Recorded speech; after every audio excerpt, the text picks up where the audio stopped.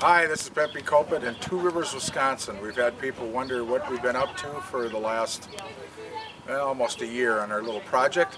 Welcome to Plan B, 31-foot Terry travel trailer, the only solar-powered 31-foot trailer in northeast Wisconsin at a marina. And we're pretty proud of it, so we're going to give you a tour today and show you what our project is and maybe give you some information on solar. So now, first of all, we're going to show you our power box, and that's over this way.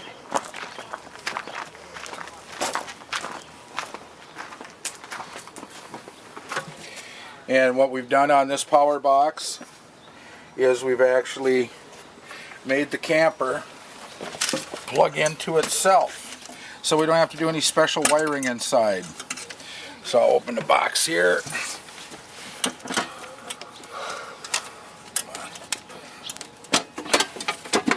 And it looks just like a standard hookup. Instead of plugging into the grid, we're actually plugging into ourselves because we're generating our own energy. Alright. Next thing we'll do is I'm going to show you the array on the top of the roof and how we're making our energy. This is a view of Plan B's solar panels. The AC unit kind of covers up one side, but there are two of them. They go 80 inches across, 26 inches high. Each generates 100 watts of power. They are adjustable. They're on a hinge. We do have a 60-degree wood triangle we mount behind them for fall, winter, and spring, which changes the angle on the solar panels because the sun is lower in the south, and we track as much as we can on the sun. Right now it's dead of summer, and sun is directly overhead, so the panels are folded down because our sun is actually farther north this time of year. Now we'll take our tour inside. Plan B's power from the roof solar cells comes down into a box that we call a solar charge controller.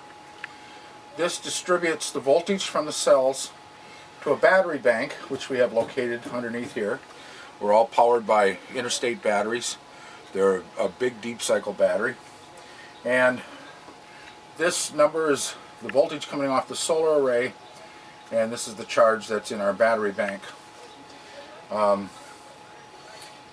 That keeps going all the time. That's sitting here until the sun goes down, but that's what charges it. It also keeps us from overcharging the batteries, so already in a year we haven't had to add water. The batteries don't boil over. We don't have gas issues, so on. So I mean, it's been pretty good. Solar you can shut off and on like a switch, but this runs 24 hours a day, 7 days a week, 365 days a year. And then off of this we have, when we originally started this project, it was just 12 volts DC, and that's the features we used. So all we had was heating and lighting that we did in here. But this year we converted over to 120 volts AC also. So I'll show you some of the things that we did as far as lighting and cooling. What we're using up here is a controller that I built, and what this does is there's a monitor in the center of the ceiling, and as soon as the ceiling temp rises above 74 degrees, this controller kicks on, and we have cooling fans and hatches that remain open year-round, and they're weatherproof so the air can move, and that's blowing all our surface heat out on both ends of the camper. When the temperature at night drops and the temperature gets down to eventually 72 degrees, those will shut off. We have also with our lighting that I was mentioning, with our lighting we went, here's a conventional camper bulb, 1141 bulb. This draws about 2 amps of current. You'll burn your hands if you tank it out. They get very hot. They have a yellow hue. What we replaced them with is a cool white LED. This draws 1/10 the power the other one does, and we have a beautiful daylight color in here all the time instead of this yellow hue. And all of Plan B's lighting has all been changed over to cool LED. The difference between 20 some odd bulbs running with a furnace running also, and the LED is the difference between 49 amps with everything on to with the furnace and these lights down to 8 amps. So right away we've gotten rid of 41 amps worth of current and still doing the same job. We love them, they're great, they're cool to the touch. Over here is our communications. We have accessories, we have cell phone plug-ins, there's a battery cigarette lighter, marine radio communications, powered antenna that we have for digital TV because we have that in here, computer for communications, that's a 12 volt TV application, and of course stereo in here, everything else microwave. The next thing, next thing we're going to show is our battery array and turn on. This is our battery array down below. And we're powered by 4 interstate batteries. Each battery 96 amp hours apiece. All run parallel using 1 gauge wire. And power inverter 0. All wire cables are braided copper and tin. So we got the best electrical connection. Over to the other side is where we convert AC. For every AC outlet works in here, microwave, toaster, refrigerators, freezers, and that's run by a 3500 7000 watt power inverter, and we're very happy with that by PowerBrite. So that's what converts us from 12 volts DC to 120 AC. Then we'll move in back. When we're here for long stays, we use our full fridge and freezer. On short stays, to save some energy, I have designed a 5 cubic foot freezer that we designed to work as a refrigerator. And I built a box that keeps the freezer from 34 to 38 degrees. By doing that, we use 66% less energy than it was a freezer running all the time.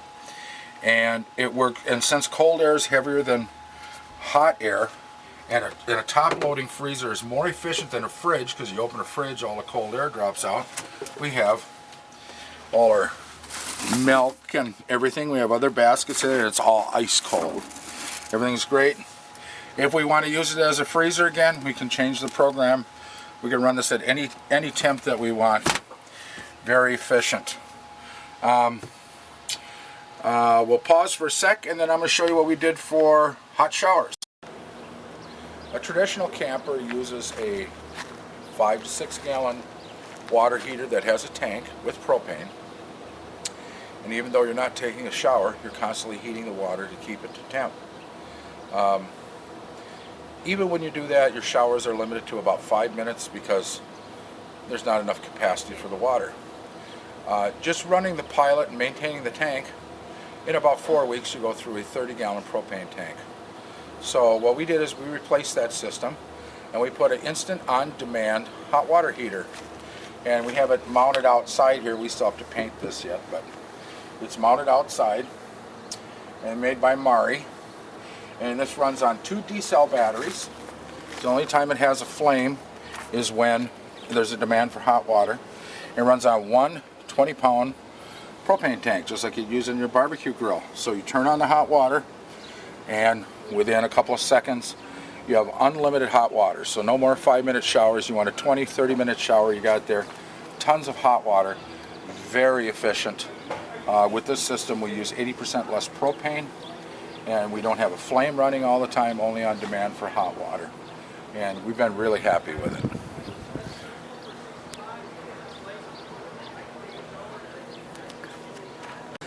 Hi everybody. So now we are going to answer some frequently asked questions about the project.